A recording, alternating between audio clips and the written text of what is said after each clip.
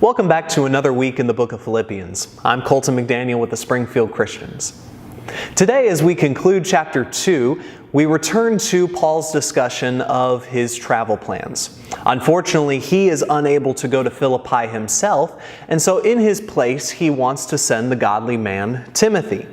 But unfortunately, Timothy is also unable to go, so Epaphroditus is the next choice to send to the Philippian church. Now, don't read into that Paul was apologetic for sending Epaphroditus.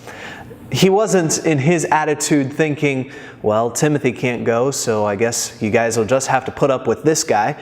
Sorry.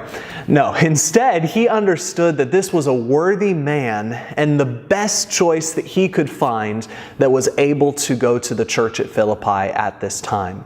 He calls him a fellow soldier, my brother, fellow worker. This was not just some third-string Christian.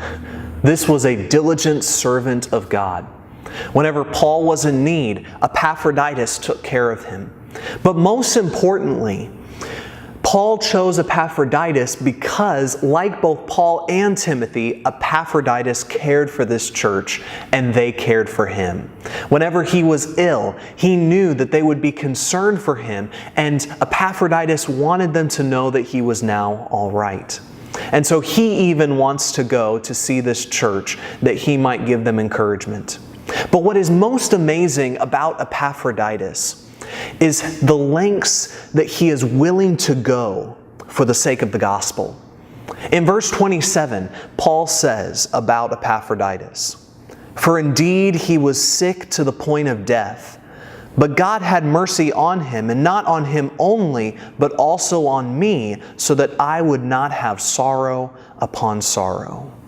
Later we find out that the Philippians had sent a monetary gift to Paul while he was in prison, and Epaphroditus was the deliverer of that gift even when he was ill.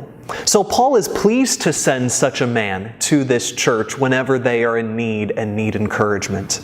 And notice the command that he also gives concerning Epaphroditus as well as Timothy. "Receive him then in the Lord with all joy, and hold men like him in high regard." Do you know Christians like this that are willing to go the extra mile for the sake of the gospel? Honor them. We are Springfield Christians at the corner of Ash and Passfield, and we hope you have a blessed day.